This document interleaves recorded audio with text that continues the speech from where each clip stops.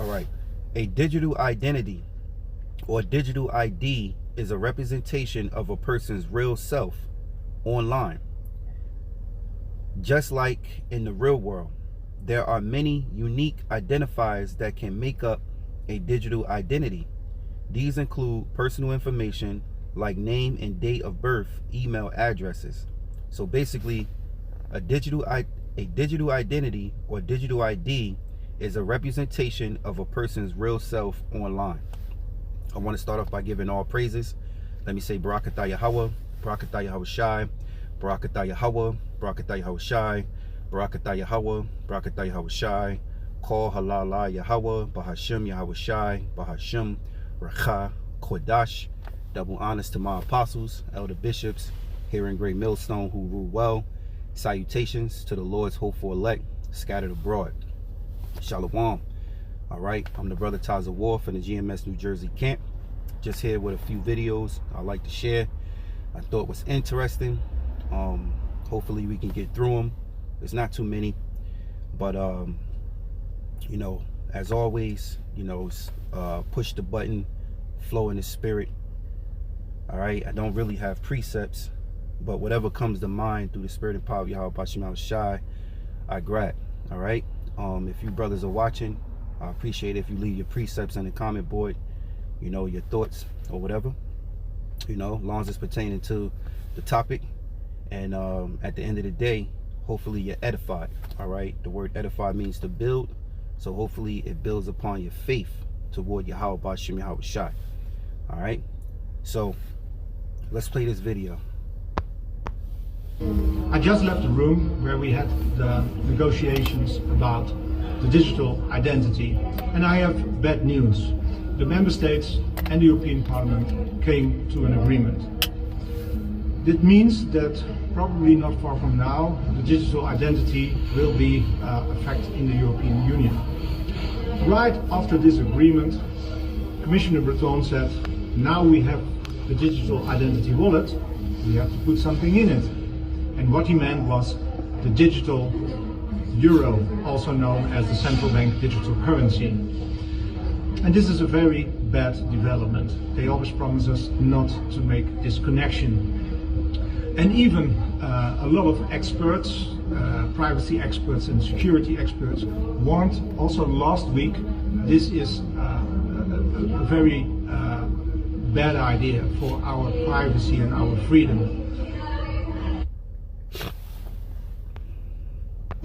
I just left the room where we had the negotiations about the digital identity, and I have bad news. The member states and the European Parliament came to an agreement.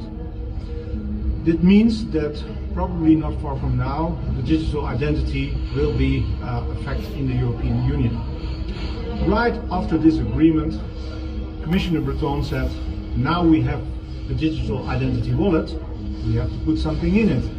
And what he meant was the digital euro, also known as the central bank digital currency. And this is a very bad development. They always promise us not to make this connection. And even a lot of experts, privacy experts and security experts, warned also last week this is a very bad idea for our privacy and our freedom. All right, so you can hear it that he's not for it, right? But I'm gonna play it again. I just left the room where we had the negotiations about the digital identity, and I have bad news. The member states and the European Parliament came to an agreement.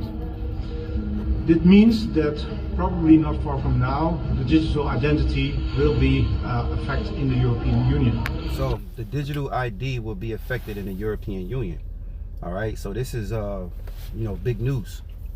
All right, because this digital ID is gonna go hand in hand with your RFID micro chip, which is implanted underneath the skin, and that goes into the prophecy of Revelations 13:16. Now I can quote the scripture, but I would like to read it.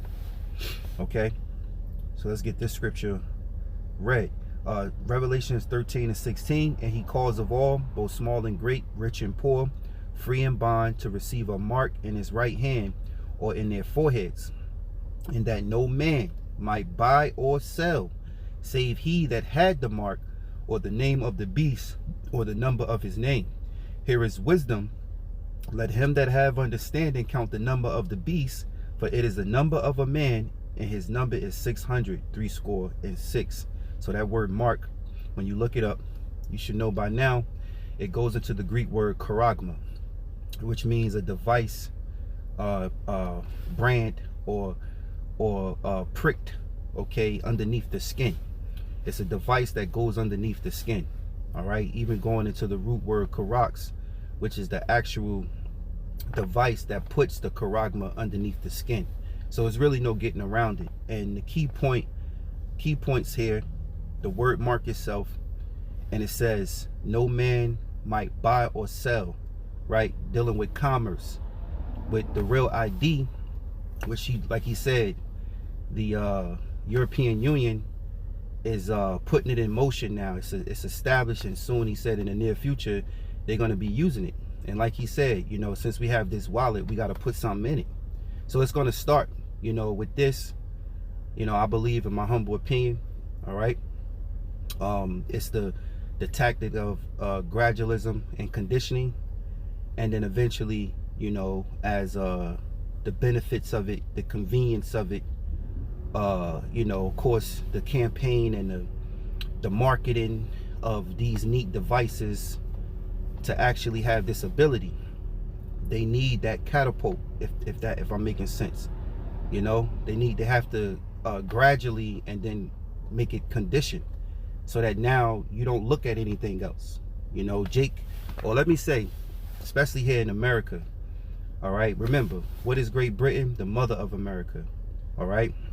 So anyway, with that being said, I did look up, of course, digital ID. And as I read earlier in the beginning of the lesson, I read it again. A digital identity, or digital ID, is a representation of a person's real self online. Right? It's your real self online. It says, just like in the real world, there are many unique identifiers that can make up a digital identity. These include personal information like name or date of birth, email addresses. So now let's go up here to the top. A digital ID, or electronic ID, is a way to verify a person's identity online, and everything that they want to this beast system is online. You know, they're you know, showing you their technology in the heavens with the drones, you know. And I just found out some more information about this technology, about what was it called, what I watched earlier? Gravity control. All right, gravity control. And they've been having this technology. They learned how to perfect this technology of gravity control going back to the 50s.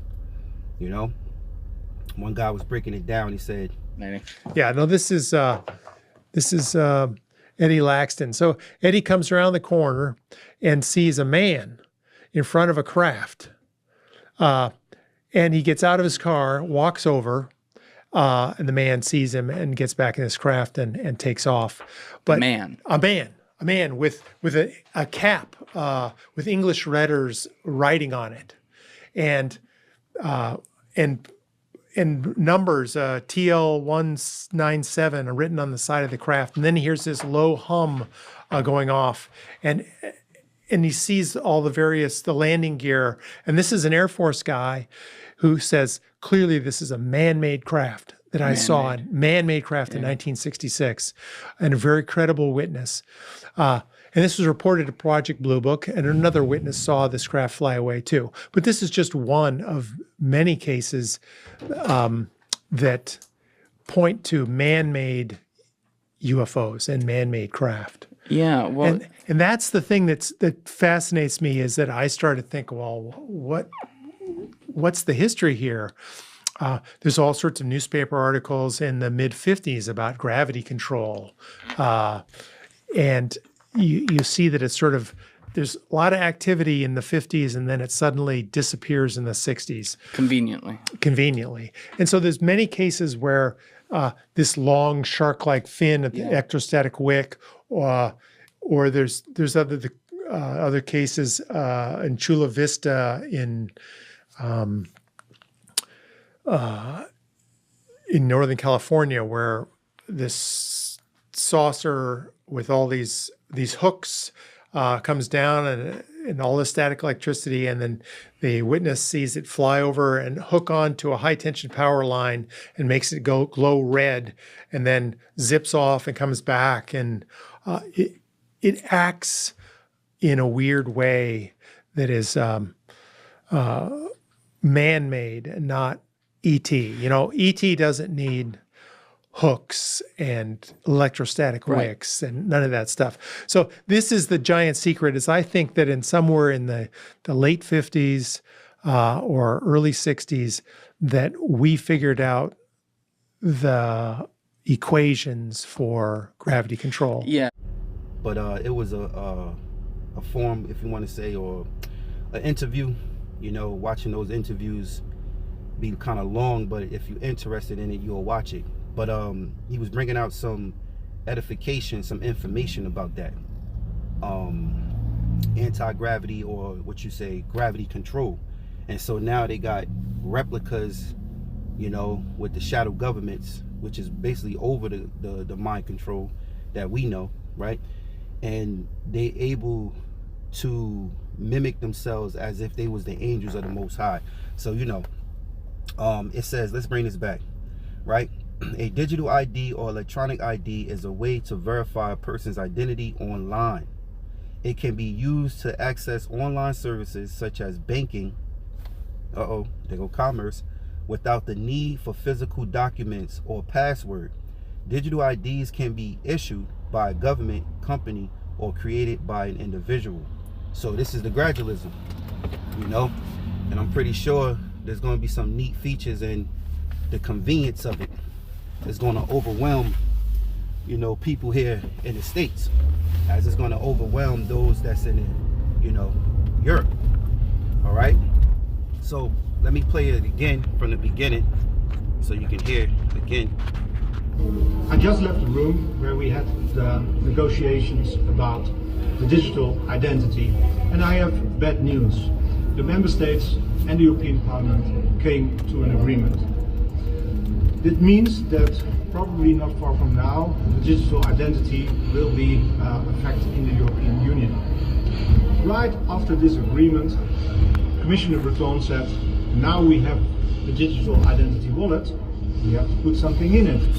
And what he meant was the digital euro, also known as the central bank digital currency. So the digital euro, so it's going down, man.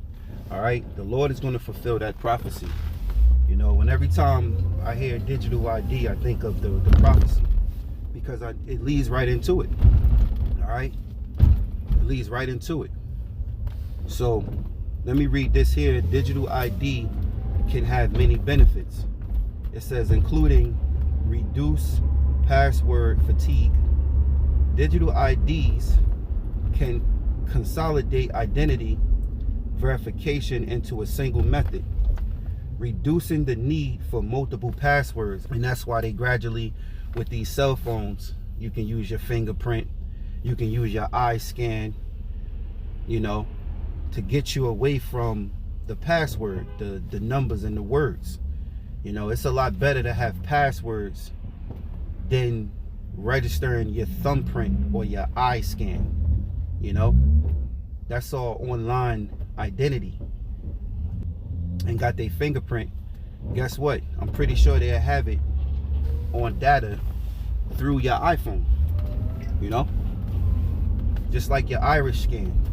I remember years ago there was an article or a video, I forgot which one, it could have been both, pretty sure it's both, because if it's a video there's articles on it. But they were saying when you walk into the bank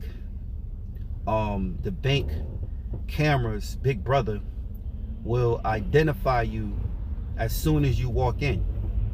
You just walking in, and then they said basically how the speaker would say, "Hey, John," speak to you. It would identify you, and it would identify you through your gait, which is the way you walk, your eye scan, your biometrics, which dealing with the body. So digital ID, you're gonna have to have it, because if you have your driver's license, they was talking about forcing you to have that digital ID through your driver's license. So you can't get around this in order to function in society. So you can, if you just extrapolate and use your imagination a bit to see things in the future, what's possibly could come down the pike. What we do know is that they're going to force that micro C hip, but the stages you don't know. It could come in, or gradually, as they please. So let me continue here. It says digital IDs have many benefits, including fewer organizations with personal information. So let's read that part. It says digital IDs can reduce the number of organizations that need to keep a person's personal information. So these just, small little convenience that'll make life more easier. When really, as you think life is getting more easier by these technology, the people are getting more dumber. They think life is getting more easier through technology, but in all reality, people are becoming more dumber. Dumbed down so the mind control can control you. Because once you give up your freedom and your privacy, or let me say you give up your privacy, that's it. That's why we need Yahweh Shah. So it says eliminate physical documents.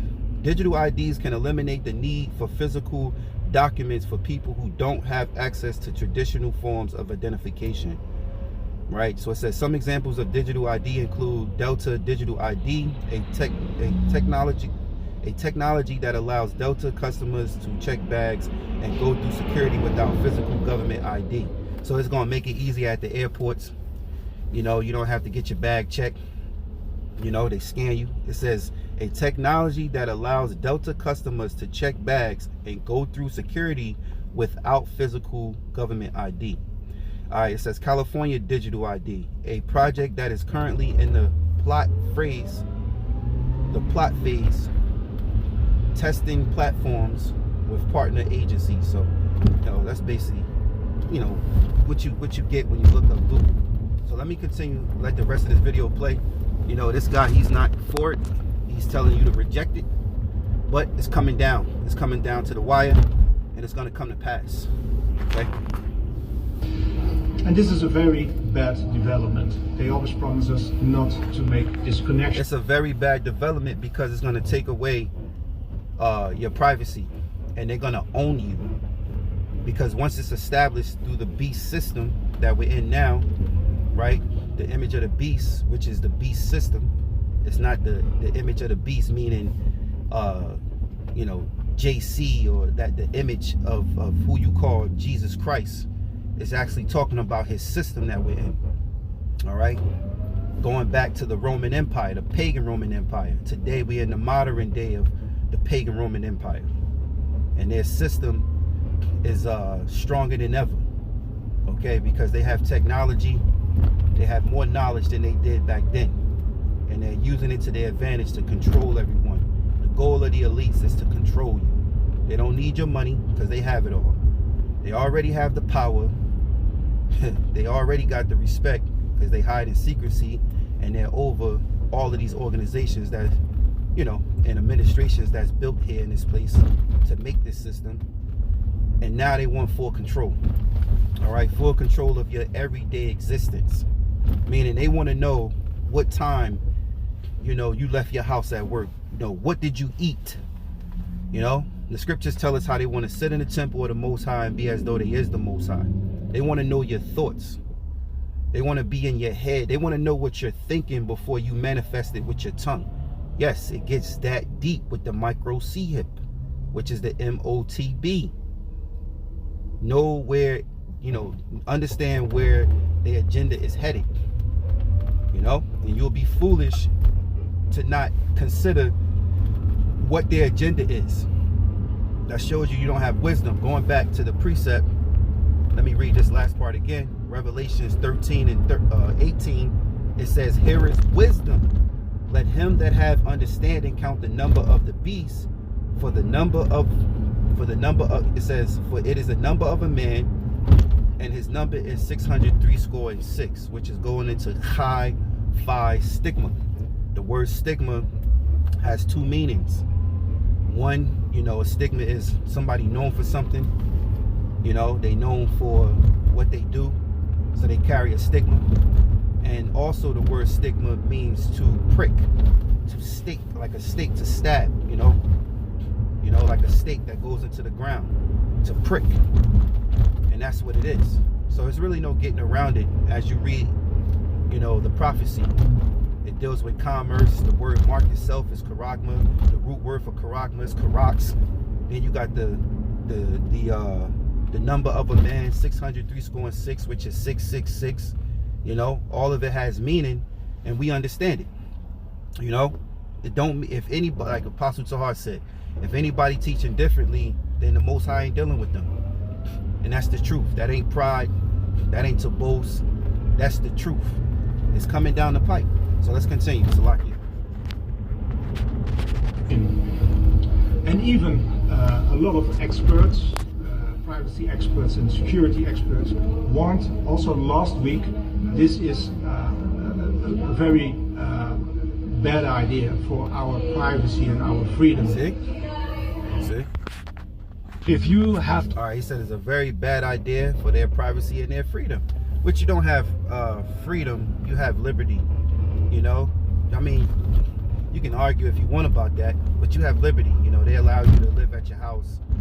You know, you can walk to the park. You know, you can work out, you can eat what you want, you can believe what you want to believe. They give you liberty to do these things. Now, with this police state, they want to control all this. So that's why he's against it. You know, he obviously understands what it means. So, moving on. This video here, I thought was interesting because it talks about the psychology of the phone. And Jake got this problem. Even your woman, I was thinking about, you know, your woman and shit, man. Brothers got their woman and shit, their wife, you know, and she don't put down the phone, you know. And to get the cooperation from somebody to show that they paying attention to you, you know, you be talking to them and shit, and they got their head in their phone texting and shit. That shit it annoys the hell out of me, you know. And I'm pretty sure it annoys the hell out of brothers who are in their right state of mind. And I mean those of the hopeful elect, of course. All right, those who stand for something, you know, who stand for the spirit and power of Yahweh Bashim Yahushai. You know, so without further ado, let's play this video. Take your phone from room to room, no matter where you go, you probably have a problem. If you wake up in the morning and you check your phone before you say good morning to the person sitting next to you, you probably have a problem. I just want to show you something. This is the psychological power of the device. What if I was sitting here talking to you, holding my phone? It's not buzzing, it's not beeping, no one's calling me, I'm just holding it. Do you feel like you are the most important thing to me right now? No, you don't. So when we show up for a meeting, or we sit down for dinner with our families, and we put the phone on the table, it sends a psychological message to everyone sitting there that you are not the most important thing to me right now. And putting the phone upside down is not more polite. Put it in airplane mode to take away the temptation that something's coming in, and put it in a bag out of sight. This is how we should be interacting with people, giving them our full attention. Good. Yes.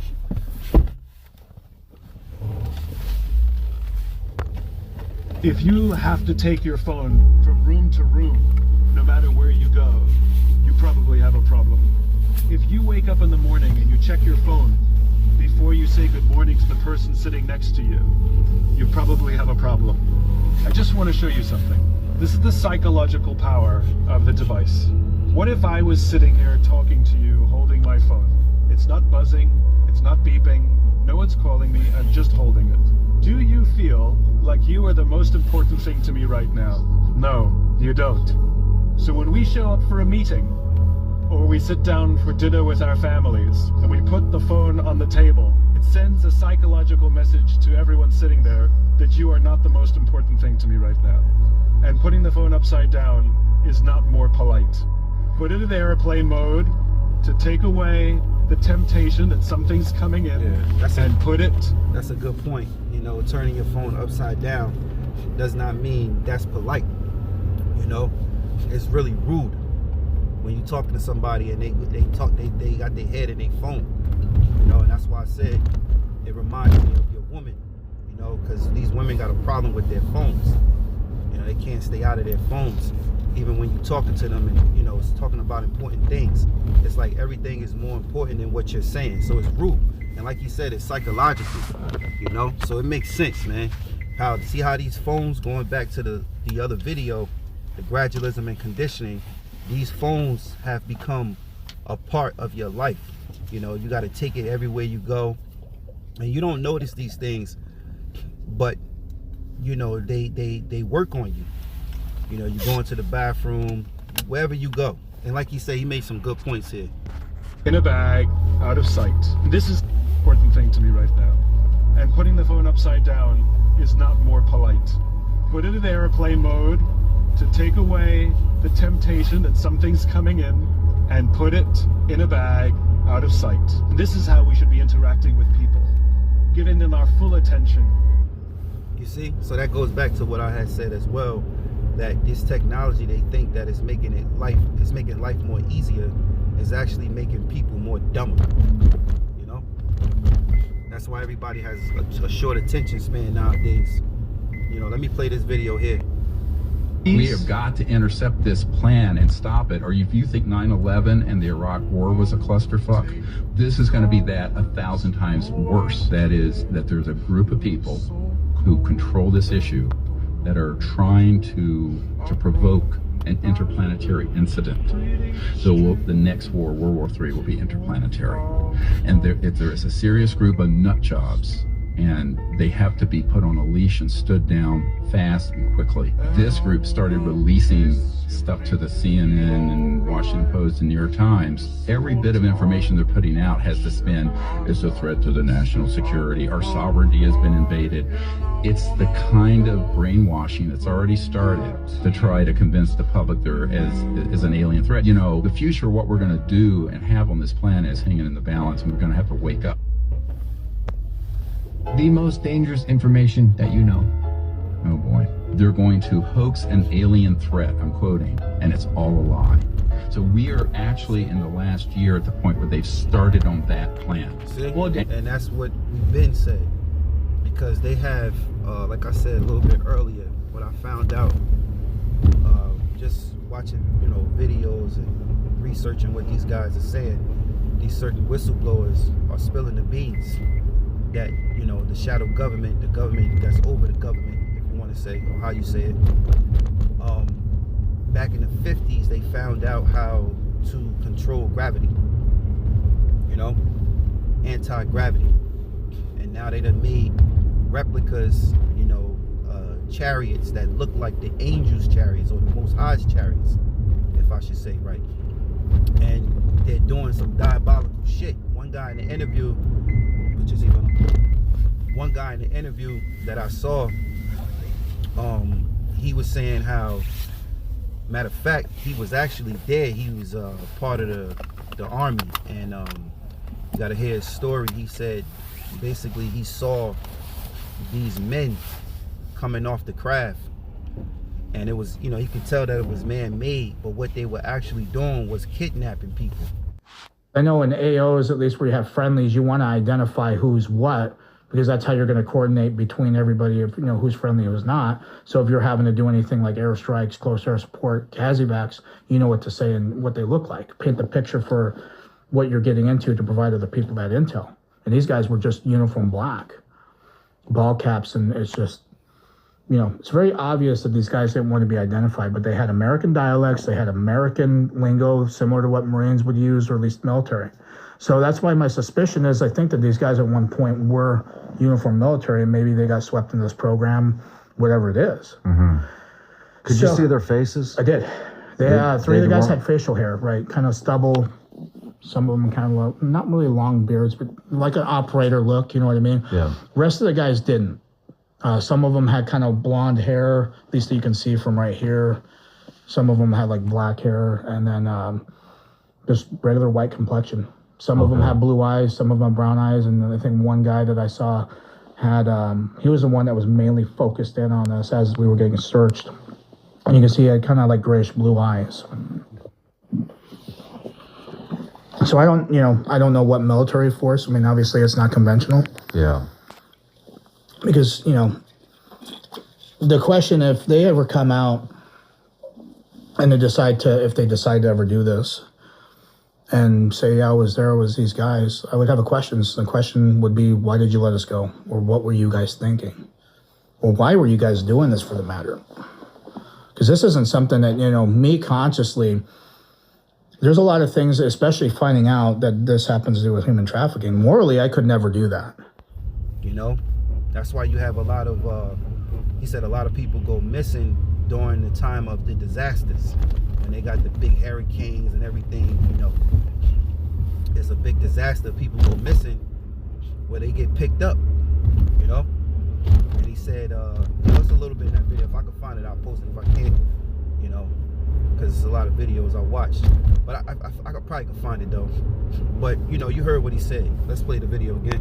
And that's why we're doing this next documentary. Is that through movies? We have got to intercept this plan and stop it. Or if you think 9/11 and the Iraq War was a clusterfuck, this is going to be that 1,000 times worse. That is, that there's a group of people who control this issue that are trying to provoke an interplanetary incident. So the next war, World War III, will be interplanetary. And if there is a serious group of nut jobs, and they have to be put on a leash and stood down fast and quickly. All right, I'm curious. Interplanetary meaning? Here's the definition of interplanetary: situated or relating to travel between planets. Yeah, now I don't believe that, because E can't get out of this earth as much as he lie. The Most High has that ceiling for a reason. Man is of the terrain, which is the earth. The Most High is from above. You have different forms of the body. You have celestial bodies and you have bodies that's terrain. You got the celestial form, which are angels, or you call them demons or whatever you may see. They take the celestial form. And then you got the physical, which is the terrain, which is really of the earth, and that's what we of. So with E going to different planets, like Elon Musk mentioned, having this place, having a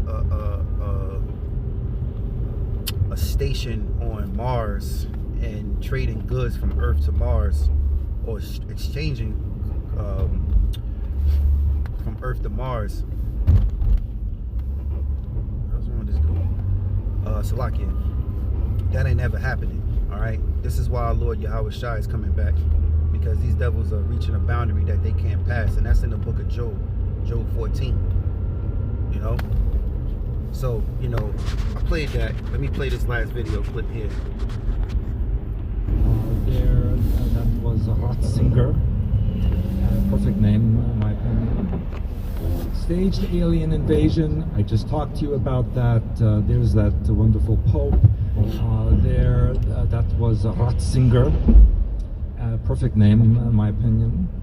And if you put a picture of him next to the evil emperor from Star Wars, you really cannot tell the difference between the two.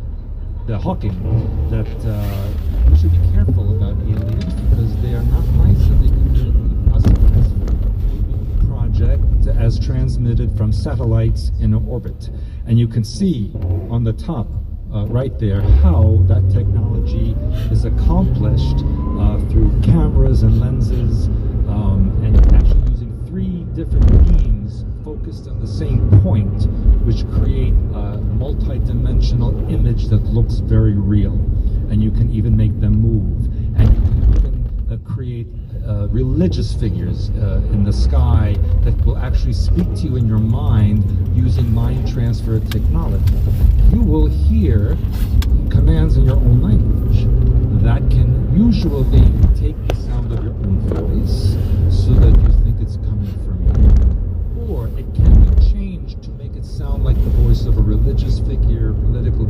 etc. So you heard him. You know, he's explaining Staged alien and he's explaining the technology that they have. So, you know, for those out there that's ignorant, you know, and they want to stay in a state of ignorance to think that there's no technology for such thing, Edom has it. And that's that power on the left-hand side of the Most High. All right? So, you know, that's basically all I got. Hope this lesson was edifying. You get something from it that builds upon your faith toward the Lord, you know. And scriptures say in 2 Corinthians 2:11, we're not ignorant of Satan's devices. So with that, I want to give all praises, honor, and glory to Yahweh, Bahashem, Yahweh Shai, Bahashem, Rakha, Kodash. Double honors to my apostles and elder bishops here in Great Millstone who rule well. Salutations to the Lord's hopeful elect scattered abroad. Shalom.